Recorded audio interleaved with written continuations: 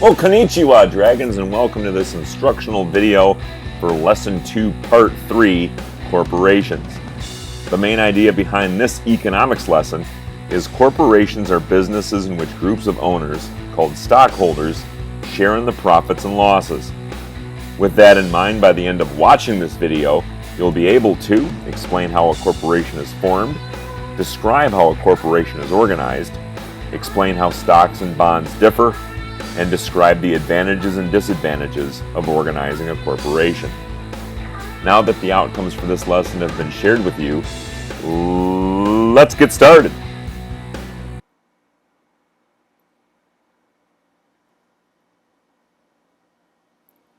You have learned that sole proprietorships and partnerships are forms of business organization that are owned and controlled by one or a few people.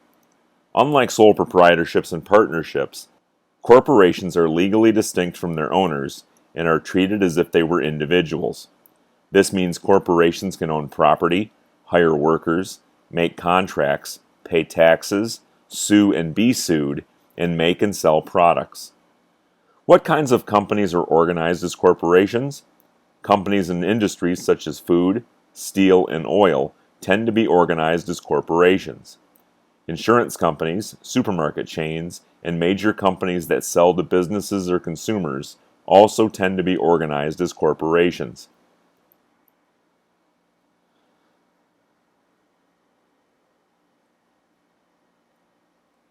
As you have learned, forming a sole proprietorship or a partnership is fairly simple. Forming a corporation, however, is much more complex. Suppose that Michael, Lisa, Ben, and Caroline are partners in a company that develops and sells computer games for a small market in California. The four partners want to expand their business and market their games nationally.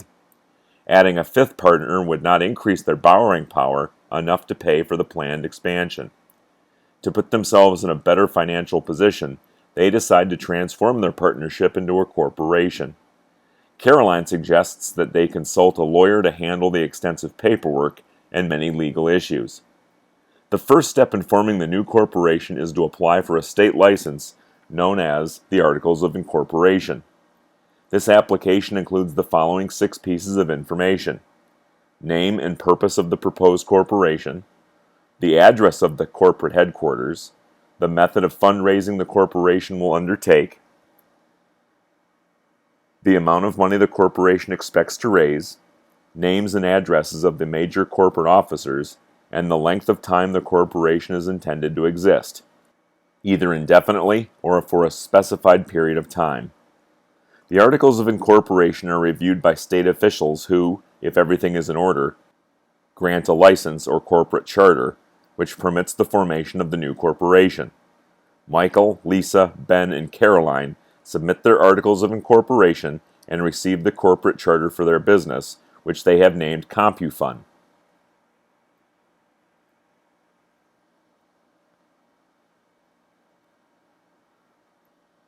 The corporate charter identifies the corporation's officers. For example, Lisa as President and Chief Executive Officer, or CEO, Caroline as Vice President of Sales, Michael as Vice President of Product Development, and Ben as Treasurer. Corporations have other formal structures as well, and generally many more of these structures than do businesses organized as sole proprietorships or partnerships. The structures of specific corporations may vary somewhat, because corporations differ in size and in the goods and services they produce. In any corporation, however, including CompuFund, the board of directors is made up of people from inside or outside of the company. The board is the corporation's key decision-making body. What kinds of decisions does the board of directors make? The board must determine how the corporation should develop and what policies it will follow. Michael recommends that CompuFund develop a series of educational games to help children study geography, math, and biology. This new product line would require hiring additional product development specialists and programmers. The board must determine if expansion into educational software is in the company's best interest. In addition, the board selects new corporate officers as needed. Although the original corporate officers are identified in the Articles of Incorporation, these individuals may leave the company. The board of directors would then select new officers to ensure that business continues smoothly. Corporate officers typically are experienced, professional managers hired to make day-to-day decisions and to advise the board about production plans. These officers also see that the policies and plans approved by the board are carried out by the corporation's various department heads.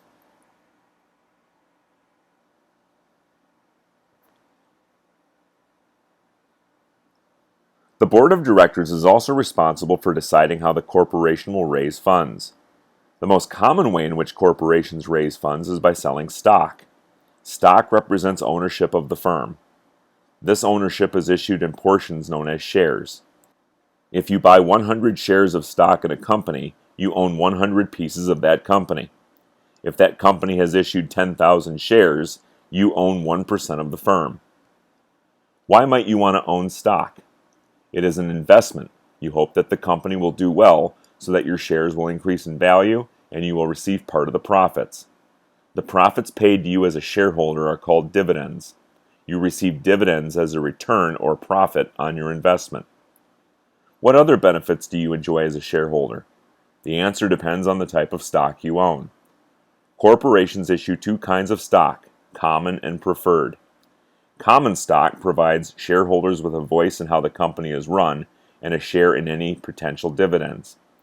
Preferred stock provides guaranteed dividends, paid before any received by holders of common stock, but does not grant shareholders a voice in running the corporation. Corporations can have thousands of shareholders and therefore thousands of owners. As a result, corporations can raise enormous amounts of money through the sale of stock. Corporations also raise money by issuing corporate bonds. A corporate bond is a certificate issued by a corporation in exchange for money borrowed from an investor. How do stocks and bonds differ? Stock, as you have learned, represents ownership in a corporation. A bond, on the other hand, indicates that the corporation is in debt to the person who holds the bond. The bondholder does not own any part of the company. As a moneylender, the bondholder is repaid the principal of the loan plus interest. The principal is the actual amount of money that was borrowed. Interest is the amount that the borrower, the corporation in this case, must pay for the use of those funds. For example, if you hold a 1-year, $1,000 bond that pays interest at a rate of 5%, you are in fact lending $1,000 for 1 year. In return, at the end of the year, you will receive your $1,000 of principal plus $50 interest, thereby earning $50 on the loan. After analyzing the different methods of raising money, the CompuFund Board of Directors decides to sell common stock. After its first year of sales, CompuFund finds it has made enough profit to issue a dividend of 10 cents per share. This means that a person owning 1,000 shares of CompuFund stock receives $100 of the company's profits for the first year. Additionally, CompuFund shareholders are able to vote on company policies and elect the board of directors.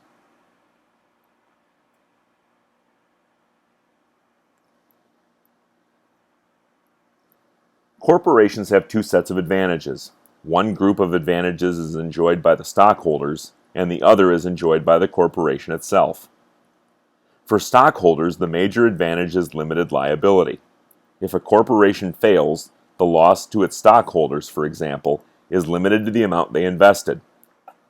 A shareholder's assets or private property cannot be seized to pay corporate debts. If you buy 100 shares of CompuFund stock and the company goes out of business, you will not have to pay the company's remaining debts. You will lose only what you paid for the stock. The corporate structure also gives stockholders flexibility, allowing them to take back all or part of their investment by selling shares. You can sell your CompuFund shares at any time, provided you can find someone who is willing to buy the shares of stock at a price you are willing to accept.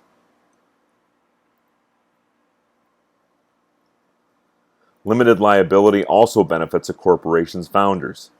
The owner of a sole proprietorship who intends to borrow in order to expand the business may decide to incorporate to avoid losing his or her personal possessions. Similarly, partners who incorporate are no longer liable for the loss of anything beyond their own investment. The second advantage for a corporation is the separation of ownership from management. Because the owners are not involved in daily operations, the corporation can assign specialists to complex management tasks. For example, the CompuFund shareholders do not make day-to-day decisions about company activities. Instead, professional managers, who are skilled at operating a business, make the decisions concerning the production and marketing of the corporation's products. A corporation can also hire additional specialists, such as lawyers and accountants, to advise the professional managers. A third advantage of a corporation is the relative ease with which capital can be raised. Unlike sole proprietorships and partnerships, which generally rely on collateral to gain credit, corporations can raise money by expanding ownership through the sale of stock. Bonds allow corporations to borrow from individuals as well as from institutions such as banks. A corporation, therefore, has many more potential sources of capital than does a sole proprietorship or a partnership. The final advantage for a corporation is longevity. A corporation often continues to exist after the deaths of its founders and original management. This long lifespan is possible because the corporation's structure is not dependent on one or a few individuals, as in a sole proprietorship or partnership. A corporation's pool of ownership changes constantly as stock is bought and sold, and as corporate directors, officers, and employees quit, retire, and are hired or fired. Although these changes could force a proprietorship or partnership to close, a corporation would most likely continue to exist. CompuFund, for example, can continue to do business even if Ben is fired, Caroline quits her job to go back to school, or you sell your stock.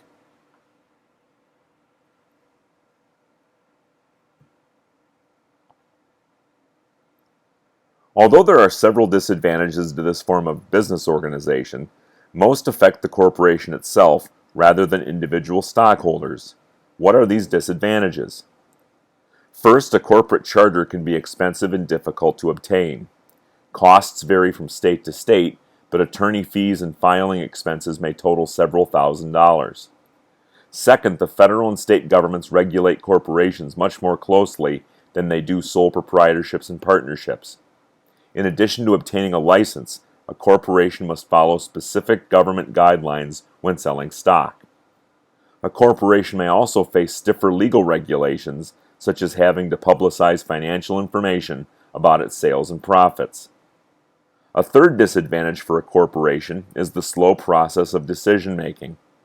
In a corporation, particularly a large one, decisions are made only after extensive study of the issues by specialists and discussion and debate among managers.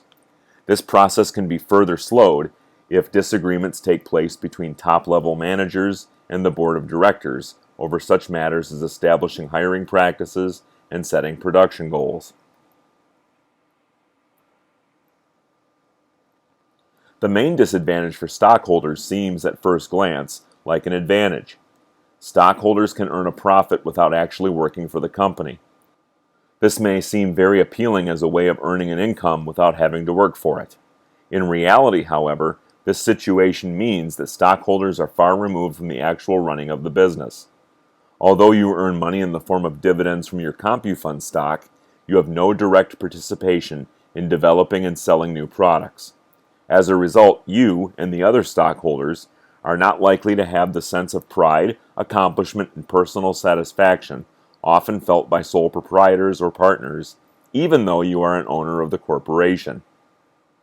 A second related disadvantage for stockholders is lack of control.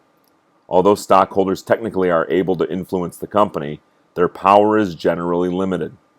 Annual shareholder meetings offer owners a chance to vote on company policies. Most stockholders, however, own only a small percentage of a company's shares, making it difficult to influence policy and corporate objectives unless a majority of shares are held by people with similar views. In addition, stockholders cannot affect a corporation's day-to-day activities. For example, if you as a shareholder think that CompuFund should sell a computerized time management program, you must count on the corporation's officers to decide whether to develop such a product. For some people, there is an additional disadvantage that applies both to the corporation and its stockholders. These people point out that corporate profits are taxed twice, once as corporate profits and again as dividends. The income or profit of a corporation is taxed because legally, as you learned earlier in this video, the corporation is treated as if it were an individual.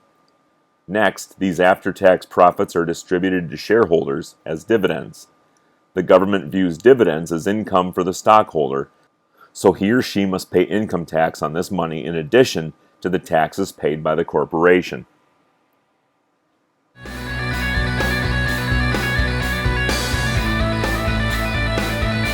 So there you have it with Lesson 2, Part 3, Corporations.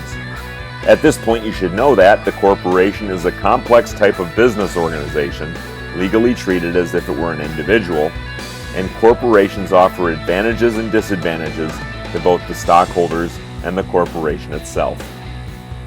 Don't forget to subscribe to my channel to have the entire catalog of economics videos available at your fingertips. Click the subscribe button and then click the follow bell to receive notifications as to when the channel is updated. Thanks for watching, and I'll catch you in class, Dragons!